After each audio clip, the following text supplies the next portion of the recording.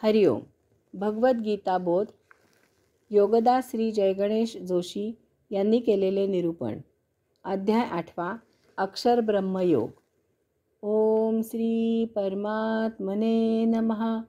अथ अष्टमोऽध्यायः. जय योगेश्वर. परम आत्म्याला नमस्कार. अध्याय 8 श्लोक क्रमांक 5. अंतकाले च माम एव स्मरन् मुक्ता कलेवरम यह प्रयाति सहा मद्भावम याति न अस्ति अत्र संशयः. श्लोक क्रमांक 6. यम यम वा अपि स्मरन् भावम त्यजति अन्ते कलेवरम तम तम एव एति कौन्तेय सदा तद्भाव भावितः. जो अंतकाळीही केवळ माझे स्मरण करीत शरीराचा त्याग करतो तो मलाच येऊन मिळतो, यात जराही शंका नाही. कौन्तेया, अंतकाळी ज्याला जशी भावना ठेवून शरीराचा त्याग होतो त्याप्रमाणे त्याला त्याच भावावस्थेला योग्य अशी गती प्राप्त होते. हे दोन्ही श्लोक आपल्या नित्योपासनेचे दृष्टीने अतिशय उपयुक्त आहेत. तसेच या श्लोकांमुळे अनेक जण गैरसमजही करून घेणारे आहेत आणि त्यामुळे असे लोक त्या गैरसमजुतीच्या आधारावर नित्य व्यवहार करून स्वतःचे नुकसान मात्र करून घेतात. हे नुकसान जीवनाच्या अगदी शेवटच्या क्षणी होत असते. त्यामुळे अर्थातच त्यात बदल किंवा सुधारणा करता येत नाही. एवढेच नव्हे तर ह्या गैरसमजुतीमुळे पुढील जन्म विनाकारण दुःखात काढावा लागतो किंवा परमात्मा प्राप्तीविना जगावा लागतो. भगवंत श्री सांगत आहेत की जो अंतकाळीही केवळ माझे स्मरण करत शरीराचा त्याग करतो तो मलाच येऊन मिळतो. येथेच महागैरसमज होतो. प्रत्यक्ष भगवंत श्रीच गीतेत सांगत आहेत की मृत्यूसमयी माझे नाव मुखात आणा आणि सद्गती प्राप्त करा. मरताना अगदी शेवटी राम असे म्हणा आणि मुक्ती प्राप्त करा किंवा पुढील जन्म भोगमुक्त म्हणून जन्माला या. एखाद्याचा मृत्यू झाला की अमक्याने राम म्हटले असे सांगायची पद्धत आहे. तेव्हा मरताना प्रत्येकाने राम असे म्हणावे अशी अपेक्षा आहे. याचा सोयीस्करपणे अर्थ घेतला जातो की जीवनभर अध्यात्म वगैरे काहीही करायची आवश्यकता नाही. एवढेच कशाला तर आयुष्यभर कसेही वागायला रीतसर परवानगीच आहे. आयुष्यभर पाप करा परंतु शेवटच्या क्षणी तेवढे राम म्हणायला विसरू नका. स्मृतीत पक्के लक्षात ठेवा की शेवटचा श्वास लागला की राम म्हणायचे आहे. असे असेल तर चांगले वागण्याला, पुण्य करण्याला, सद्वृत्ती आणि सदाचार याला काहीही अर्थ राहणार नाही. तमोगुणी आणि राक्षसी वृत्तीचे लोक मोकाट सुटतील. एवढेच नाही तर सत्वगुणी सत्वगुण सोडून रज आणि तमगुण जोपासतील. येथे केवळ असुर मतप्रवाह फोफावेल. खा प्या आणि मौज मजा करा. तेवढे अंतकाळी राम म्हणायचे विसरू नका. अगदी चांगले पक्के लक्षात ठेवा. असे करणार असाल तर आयुष्यभर कसाही बेलगाम धुडगूस घालायला मोकळे आहात. नाही, भगवंत श्री जे सांगत आहेत त्याचा अर्थ असा नाही. कारण त्यांनी येथे एक फार महत्त्वाची अट घातली आहे. ती लक्षात घेतली की असा गैरसमज होणार नाही. ते सांगतात की अंतकाळीही केवळ माझेच नाव स्मृतीतून ओठांवर आले पाहिजे. मरते समय वाचा गेली असेल तर केवळ माझेच नाव स्मृतीतून मनात आले पाहिजे. मृत्यूसमयी शुद्ध हरपताना केवळ माझीच आठवण तेथे असली पाहिजे. असे असेल तर तो मुक्त होतो, मला प्राप्त होतो. हे फार फार महत्त्वाचे आहे.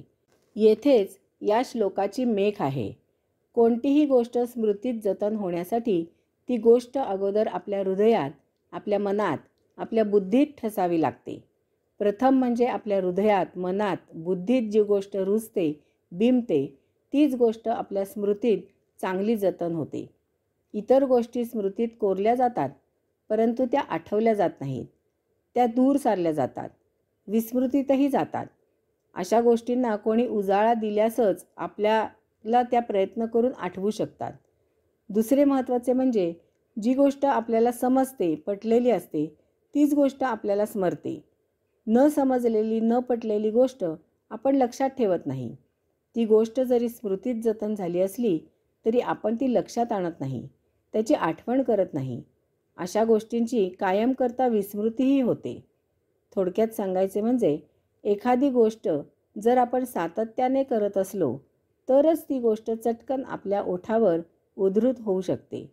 एखादी गोष्ट जर आपण सातत्याने करत असलो तरच ती गोष्ट आपल्या हृदयात कोरली जाते. एखादी गोष्ट जर आपण सातत्याने करत असलो तरच ती गोष्ट आपल्या मनःपटलावर बिंबते. तेव्हा मरणसमयी स्मृतीमधून हरिनाम आपल्या वाणीत किंवा मनात यावे असे वाटत असेल तर जीवनभर मुखाने हरिनामाचा उद्घोष सतत चालू असला पाहिजे. तरच मोठ्या भाग्याने हरिनाम मृत्यूसमयी आपल्या मुखात येईल. यास्तव आयुष्यभर, जीवनभर काम करताना किंवा काम न करताना सतत हरिनामाचा जप एका बाजूला मुखाने किंवा मनात सतत चालू ठेवावा. यासाठी एक अट आहे, ती समजून घ्यावी. मृत्यूसमयी केवळ हरिनाम मुखात येऊन उपयोग नाही, तर मृत्यूसमयी हरिनाम अंतःकरणापासून, हृदयातून, मनापासून भावभक्तीने मुखात उमटले पाहिजेत, आले पाहिजे. नाहीतर मरणाचे वेळी मृत्यूची भीती वाटल्यामुळे किंवा मुक्ती प्राप्त व्हावी म्हणून मुद्दाम हरिनाम घेतले तर त्याचा काहीही उपयोग नाही. कारण ती काही आंतरिक शुद्धी नाही, तो व्यावहारिक स्वार्थ झाला. येथे गरज संपल्यावर पुन्हा ये रे माझ्या मागल्या अशा प्रकारे भगवंत विसरला जाईल. महत्प्रयासाने मुक्तीसाठी पुण्यकर्म केले आणि त्यायोगे त्याचे फळ म्हणून सायुज्य मुक्ती मिळाली तरी सायुज्य मुक्तावस्थेत भौतिक मोह काही सुटणार नाही. हातून प्रमाद, महाप्रमाद घडतील आणि पुन्हा पहिल्यापासून जन्ममरणाचे फेरे सुरू होतील. आपल्याला नेहमी अनुभव येतो की कित्येक गोष्टी आपल्याला समयोचित आठवत नाहीत. त्यातून मृत्यू समोर येऊन उभा आहे, अशा वेळी हरिनाम मुखात यावे यासाठी ते मुळात आयुष्यभर मुखात असावे लागते. अशा वेळी सर्वप्रथम प्रत्येकजण आपला जीव वाचवायला धडपड करू लागतो. त्यातून एखाद्याला अगदी आता जीव काही वाचत नाही अशी खात्री वाटली तर तो त्याला अतिप्रिय अशा व्यक्तीची, गोष्टीचीच आठवण काढतो. आयुष्यभर व्यवहार, देहादी इंद्रियांचे भोग ज्याने पुरवले त्याला त्याचीच आठवण येते. येथे भगवंताचे नाव जिभेवर यायला खरोखरच नाम सतत मुखातच असावे लागते. आयुष्याचा काही भरोसा नसतो. मृत्यू कोणालाही सांगून येत नाही. प्रत्येकाला मृत्यू हा आकस्मिकच आला आहे असेच वाटत असते. कोणत्याही क्षणी मृत्यूला सामोरे जावे लागते. अशी मनाची तयारी करून, मनाला समजून देऊन क्षणोक्षणी हरिनामात रत असावे. मुखात हरिनामाचा यज्ञ सतत पेटलेला असला पाहिजे. त्यामध्ये क्षणोक्षणी हरिनामाच्या जपाची आहुती होत असली पाहिजे. म्हणजे ज्या कोणत्या क्षणी मृत्यू येईल तेव्हा आपल्या मुखात हरिनाम असेलच. भगवंत श्री पुढे म्हणतात की अंतःकाळी ज्याला जशी भावना होऊन शरीराचा त्याग होतो त्याप्रमाणे त्याला त्याच भावावस्थेला योग्य अशी गती प्राप्त होते. याचे कारण म्हणजे जो आयुष्यभर ज्याच्यात रत असतो त्याला शेवटी त्याचीच आठवण येते. त्याला मरणाचे वेळी प्रिय गोष्टीचा विरह होणार म्हणून त्या प्रिय गोष्टीचीच सतत आठवण येत असते. शेवटच्या श्वासाला तीच आठवण बरोबर घेऊन तो मृत होतो आणि त्याच वासनेत तीच वासना उपभोगण्यासाठी योग्य असा पुढील जन्म घेतो. यासाठी नित्य नियमित एक साधना करावी. दररोज झोपताना हरिनाम घेत निद्रेच्या आहारी जावे. साधना म्हणून असे रोज करावे. काही दिवसांनी जेव्हा तुम्हाला सकाळी जाग येईल तेव्हा तुमच्या मुखी हरिनाम असेल.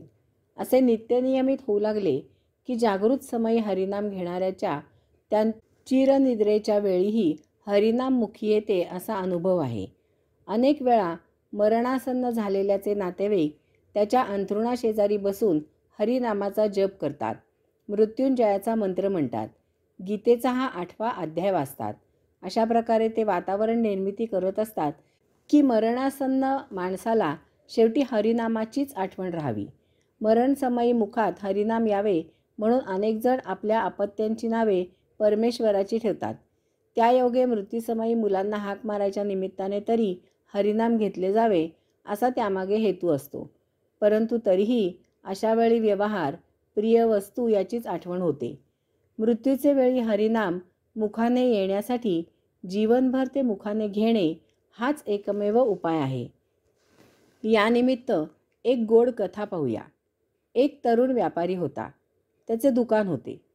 खूप कष्ट घेऊन प्रामाणिकपणे तो आपले दुकान चालवत असे. रात्रंदिवस तो दुकानात काम करत असे. त्यामुळे त्याचा व्यापार खूप तेजीत चालला होता. त्याचे नवीनच लग्न झाले होते.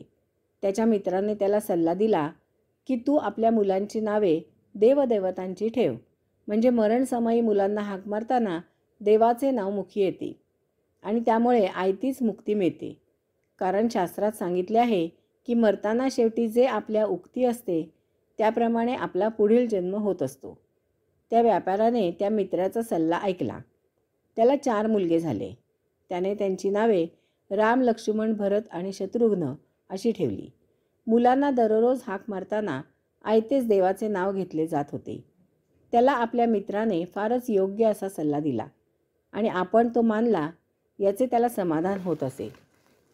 होता होता दिवस, महिने, वर्ष झपाट्याने संपत होती. तो तरुण व्यापारी आता चांगला म्हातारा झाला होता. त्यामुळे आता दुकानाचा कारभार त्याची 4ही मुले पाहत होती. फार उत्तम प्रकारे छान गुण्यागोविंदाने ते 4ही भाऊ न भांडता एकोप्याने व्यापार सांभाळत होते.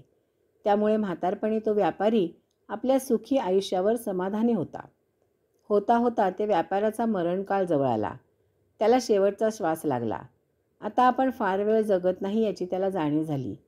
त्याने बायको, मुलांना, नातेवाईकांना बोलावणे पाठवले. सर्वांना या शेवटच्या घडीला जवळ बोलावले आणि एक एक जण येत होता आणि त्याच्याजवळ बसत होता. त्या शेवटच्या घडीला तो व्यापारी अमका आला का, तमका आला का अशी चौकशी करू लागला. एकदा शेवटचे सर्वांना डोळे भरून पाहत होता.